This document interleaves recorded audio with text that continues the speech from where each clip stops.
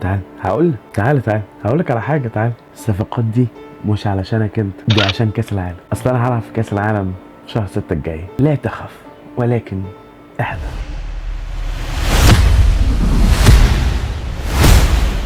اخبار كتير جدا على الساحه الرياضيه، وحرفيا الواحد مش قادر يعمل اي عمليه كاتش اب نهائي.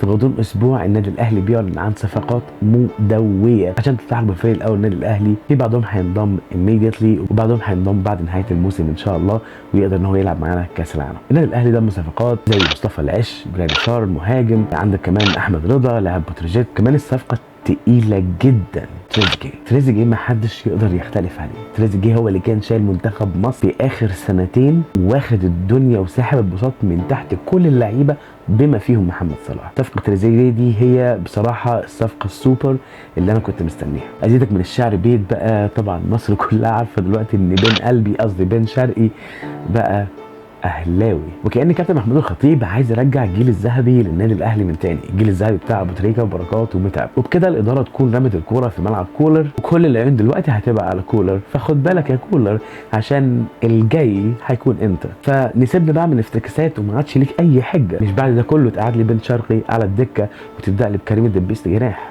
لا ده انا بص، وده بصراحه كلام جميل جدا. لحد دلوقتي جماهير النادي الاهلي كل يوم عن التاني يعني مش عايز اقول لك في مزاج عالي جدا. افضل نادي الزمالك من كام يوم بيان بيندد بالتحكيم اللي حصل، او الحالات التحكيميه اللي حصلت في ماتش الاهلي وبيراميدز، وده بيان اقل ما يتقال عليه عندما تتحدث يا راجل يا مؤمن، ده انت لو بصيت على اول 3 مباريات ليك في الدوري، اول 3 مباريات كلهم احتواء لدرجه ان الحكم اللي محتويك راح النيابه يا مؤمن. والله لو ركزت نص تركيزك مع النادي الاهلي ركزت فيه في ناديك، كان زمانك في حته احسن من كده بكتير، او كان زمانك في حته ثانيه خالص. لكن تقول ايه، كل يوم عن التاني بيبان ان انا بكره الاهلي اكتر ما بحب النادي بتاعي. والكلام ده ما ينطبقش عليك انت بس، ده لسه نادي بيراميدز اللي هنجيله كمان شويه. نادي بيراميدز واللي في الفيديو اللي فات انا اشدت بيه جدا، بس مش بنادي بيراميدز وادارته، انا اشدت بلاعيبته والمدير الفني بتاعه، لان هو فعلا محدش يقدر ينكر ان هو عنده سكواد قوي جدا وعنده مدير فني يحترم وتكتيكه يحترم في الملعب. ولكن اداره بيراميدز مش قادره تخبي الحقد والغل وكل حاجه سودة تجاه النادي الاهلي. انا قلت لك الفيديو اللي فات ان نادي بيراميدز ده معمول علشان يهد النادي الاهلي ويزعزع استقراره، وكان باين جدا. يعني نادي بيراميدز اول ما دخل في صفقات زغل العيون لعيبه النادي الاهلي، وحب ينتشل كل صفقه النادي الاهلي بيدخل فيها بعد ما نزل بيان عن التحكيم ومش عارف ايه والكلام ده كله. على الرغم ان بيراميدز مستفيد من التحكيم من السيزون اللي فات، مستفيد من التحكيم جدا وفي مباريات وليها تاثير على النتائج. لكن تقول ايه، لا انا مش موجود هنا عشان البيراميدز، انا موجود عشان الاهلي. يا راجل يا مؤمن، ده بنص اللائحه ان نادي الزمالك او جماهير نادي الزمالك اللي عماله تسب وتشتم وان شاء الله هيترموا في نار جهنم هم وكل اللي بيشتموا معاهم من اي جماهير في الدنيا، المفروض يتوقفوا ويلعبوا الماتش بتاعك من غير جماهير. وده يعني في بص بريتش للوائح بطريقه فجه. انما بيراميدز مش شايف الكلام ده عادي خالص، هو شايف النادي الاهلي بس انت كزملكاوي يعني مش تعبك قوي ان بيراميدز حتى مش شايفك او حتى مش مركز معاك؟ اهدى كده يا نجم، ده التقيل لسه جاي ورا. اهدى، ده انا عامل لك شويه صفقات عنب من اللي قلبك يحبها. ده شوف بالسكواد اللي عندي اللي ماشي على رجل ونص، وعملت عليك شوط تاني عامل ازاي، وانت سكوادك عامل ازاي. تخيل بقى لما اللعيبه دي تجيلي هفرمك، ارجعك زي اسمنت اسيوط. قلناها مليون مره، الفرق والموضوع مش فلوس. اي نعم الفلوس مهمه بس مش كل حاجه، الفرق كبير. فلوس وامكانيات اساسيات، بس في اكبر اساس هي القاعده الجماهيريه، الجمهور. والجمهور لا يشترى بالفلوس ولا بالوجبات.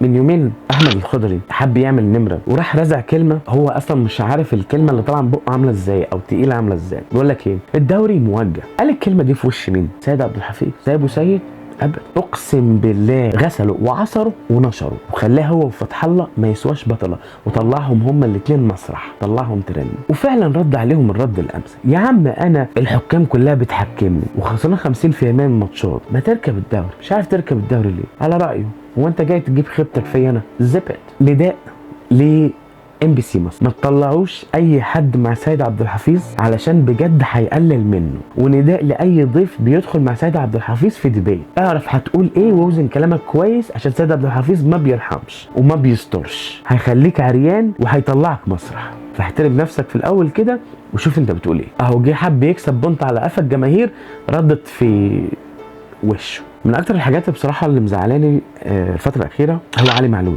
بجد. علي معلول من الصعب جدا خاصه جماهير النادي الاهلي انها تتعلق بحد كده من بعد الماجيك وابو تريكه. بصراحه يعني انا عن نفسي اتعلقت جدا بمعلول، حسيته واحد من ابناء النادي الاهلي او اجدع كتير من ناس ابناء الاهلي.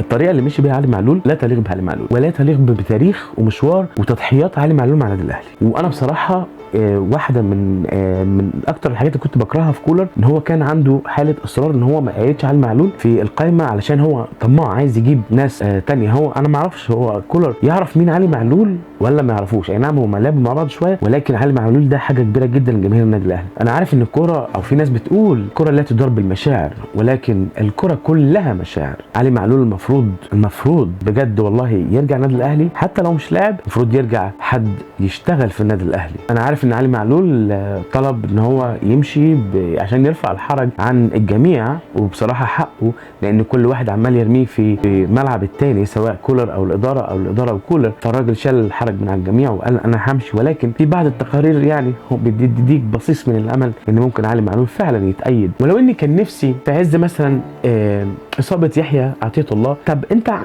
كنت اديله فرصه، خاصه ان الراجل وكل الاشاعات بتقول ان هو يقدر ان هو يلعب ويأدي. كنت اديله فرصه في اي ماتش، كنا عايزين نشوفه بعينينا. لان بصراحه انا ما بصدقكش يا كولر، والله العظيم ما بصدقك. انا ما بصدقش واحد كان عنده اصرار غير طبيعي ان هو يجيب واحد زي مودست، حقيقي والله انا ما بصدقش واحد عايز مشى واحد بامكانيات احمد عبد القادر وديانج. ما بصدقش كولر. انا بصراحه كان نفسي اشوف علي معلول في الملعب عشان اقدر احكم عليه. يعني انا ما كنتش عايز اوصل رساله لبعد كده ان بعد ما حد يقعد معاك كذا سنه وترجع تمشيه مثلا او يرجع هو عايز يمشي يجي يقول لك طب ما شوف عملوا ايه في علي معلول.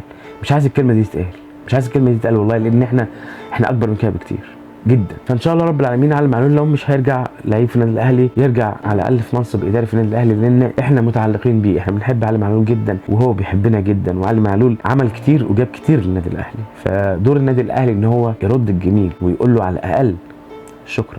وقع قدامي فيديو كده للفيلسوف احمد عفيفي مع نصوحي. احنا طبعا الاثنين زملكاويه هارد كور يعني. بيبكوا على حالهم اللي هو يعني هم مش عارفين ايه يصبروا نفسهم ازاي. فاحمد عفيفي طبعا بالكلام الفيلسوفي بتاعه برضه بيعيد في نظريه اللي هو الموارد والمنافسه ومش عارف ايه والكلام ده كله. انا احمد عفيفي ده من بعد بصراحه السيد حفيظ ما يعني عرفهم قيمه الجهبذ بتاعهم، احمد عفيفي جاي بيقول لك الموارد لو موزعه بشكل منصف. يعني ايه؟ يعني هو بدون ذكر اسباب الموارد دي بتيجي منين. يعني هو بيخلي الناس حاسه ان مثلا مصر كبلد معاها مثلا مليار دولار، هي ماشيه في دماغ نصوحي واحمد عفيفي كده. فانا هروح مدي النادي الاهلي 750 مليون وموزع 250 مليون على الانديه الثانيه. هي ماشيه عندهم كده. هم ما يعرفوش ان في حاجه اسمها سبونسرز، ما يعرفوش ان في حاجه اسمها حقوق ملكيه، ما يعرفوش ان في حاجه اسمها ماركتنج، ما يعرفوش ان حاجه فيها اكتر شعبيه، ما يعرفوش حاجه اسمها اكتر بطولات، ما يعرفوش الكلام ده، ابدا، ما يعديش عليهم. يعني مثلا انا كمستثمر معايا فلوس مثلا، حبيت ان انا استثمر فلوسي عشان اجيب فلوس اكتر، هروح مثلا اعمل برنامج لعفيفي ولا اعمل برنامج لابراهيم فايق؟ بالتاكيد كل جماهير النادي الاهلي مستنيه وفارغ الصبر انها تشوف الصفقات الجديده في ماتش يوم الاحد مع مودرن ان شاء الله رب العالمين. وان شاء الله نقدر نشوف الصفقات الجديده وتقدر تعمل بلندنج مع الفريق، يكون عندنا كذا ماتش نلعبه مع بعض علشان الماتش الكبير بقى، ماتش القمه يوم 22 ان شاء الله قدام الزمالك. يعني لو الزمالك جه يعني والاتوبيس بتاعه ما عطلش على 6 اكتوبر ولا حاجه، اللي زي ما حصل كده في عهد مرتضى منصور، عشان احمد حسام ميدو يطلع يكتب لك تويته يقول لك مرتضى منصور الرئيس الشرعي للنادي الزمالك. مرتضى منصور اللي كان طلعه مسرح قبل كده. فعلا الطيور على اشكالها تقع والله. اكتر حاجه ودي اخر نقطه هننهي بيها الفيديو، عجباني في صفقه بن شرقي والصفقات الجديده المدويه ما شاء الله تبارك الله، انها هتشيل الضغط شويه عن امام عاشور. امام عاشور في الفتره الاخيره كان يعني متحمل ما لا يتحمله بشر، كان كل الاعلاميين الرخامه اللي يسووا واللي ما يسواش طالعين امام عاشور راح امام عاشور جه، فدعه يعمل في صمت. ودي حاجه بصراحه من اكتر الحاجات اللي بصلي في الموضوع. عموما شكرا جدا كابتن خطيب، وصفقاتك وصلت يا كابتن، وان شاء الله رب العالمين مستنيين بقى الكثير من مارسيل كولر. خلاص ما عادش عندك حجه، كل العين دلوقتي هتكون عليك الاداره والجماهير، ولو ما ادتش بشكل طيب you gonna be next يا مان. اشوفك الفيديو الجاي. بيس يا مان.